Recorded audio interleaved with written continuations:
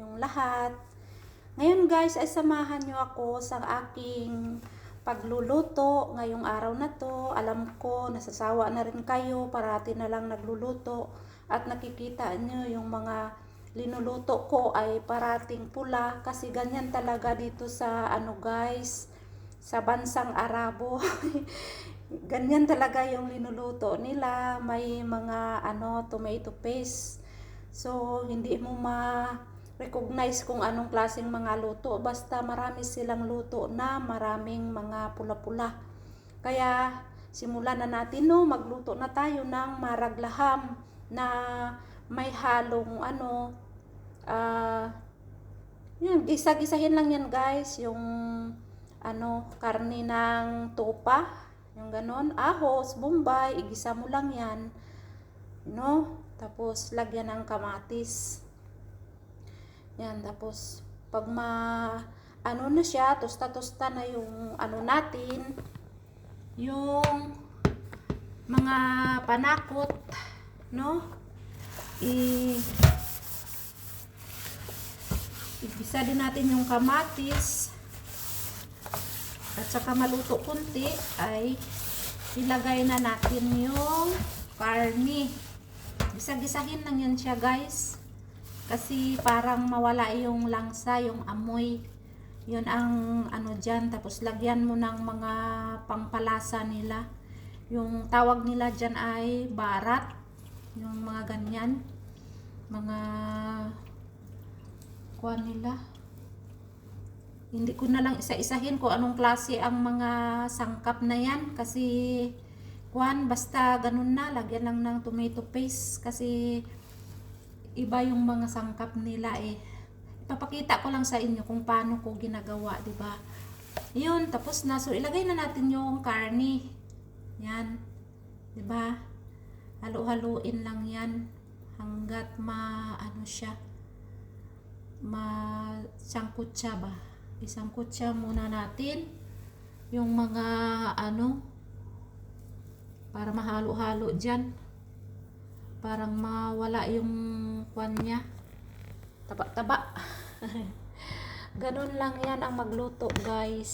So mahirap kaya magluto tayo sa kusina, lalo na hindi natin masyadong pero pinagsikapan ko yan ng ilang taon para lang mapakain ko yung mga amo ko ng masarap. So, 'di ba? Ganyan talaga eh. Hindi naman natin kasi alam yung pag-punta natin sa abroad, makapunta tayo ng isang bahay, kung ano ang pwede mong gawin diyan ay yan ang pinapagawa nila sa iyo. Minsan kung ayaw mo naman magluto kasi sabihin mo hindi mo alam, kahit alam mo ay hindi ka naman nila pipilitin. Pero kung minsan kasi naghahanap yan sila ng tagaluto talaga, ang importante. Lalo na't na may mga trabaho, may mga estudyante, kailangan nila ng tagaluto. Kahit konti-konti lang, basta alam mo. Nung pumunta ako dito sa bahay na to guys, ay hindi ko talaga alam ang pagluluto, kunti lang. So pinag-aralan ko yan kasi nung nakalipas na amo ko ay nagluto-luto din ako kunti. Tinuruan ako ng kasama ko na Indonesia, kaya na marunong-runong ako, kaya pumunta ako dito sa amo ko na to. Ay sabi niya kung marunong daw ako magluto, sabi ko kunti lang.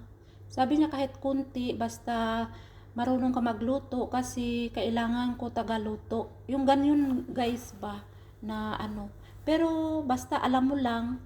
Ngayon, so alam ko na kung ano-ano mga inuutos niya lutuin, ginagawa ko para lang makakain sila. So ayun na, 'di ba? Balik tayo sa linuluto natin, yung mga barat na 'yan. Ganyan sila, tapos yan, 'di ba? Parang na siya. Ilagay natin yung diyan, yung panpalasa nila, yon yung barat na yan. So ganyan lang. Tapos lagyan mo ng tomato paste, ay halo-haluin ulit at lagyan ng tubig. So lagain mo yan ng mga 2 oras yata, mga 2 oras. 2.5 hours na laga yan guys para lumambot. Ayaw nila kumain guys ng yung alanganin yung lambot, magagalit yan sila. Ang gusto nila ay yung pag ano ng tinidor, kutsara, yung ganon na maano na talaga siya. Sobrang lambot ba? Ganun ang gusto nila guys. Yung itong ginagawa ko na to guys ay hindi to pang ulam sa kanin, kundi iulam to nila with kubos. Yung kubos ba? Yung kailangan lang dito ay yung tubig ng marag nila guys. Ilagay nila yan sa kubos, tapos yung mga sangkap natin dito na patatas, carrots, at saka kalabasa. Yun ang nakakaiba sa marag na ito guys, ay may kalabasa. Yan. Tapos lagyan mo ng karne sa ibabaw ng ano nila. Ay, yan ang kinakain nila guys pag putor. Yan, ganyan. Pero kung sa ibang araw guys, ay ulam naman ito. Inuulam nila sa tanghalian. Pero pag ano kasi Ramadan, ganyan talaga yung mga kinakain nila, yung may sopas, shorba yung tawag nila, yung ito, yung marag, yung sinabaw ba. So, linagyan natin ng ulo ng talong guys, no? Ganyan sila dito guys, yung ulo ng talong ay hindi yan tinatapon. Linalagay lang namin yan sa freezer para pag magmarag sila, magmarag kami ng ganito, ay linalagyan namin kasi gustong gusto nila, kinakain nila yan. Lahat yan kinakain. Yung tangkain lang itapon. Ganyan sila guys, no? So, hinalo na natin yung ating mga ano. So, luto na.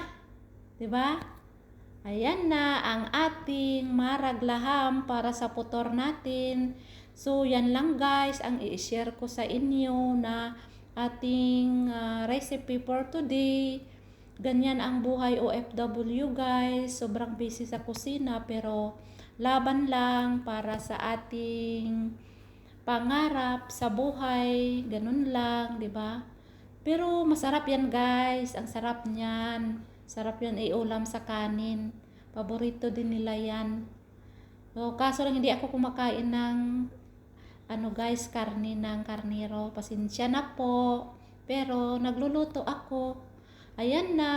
Bye-bye. So, God bless everyone. Thank you for watching my mini series for today. Bye!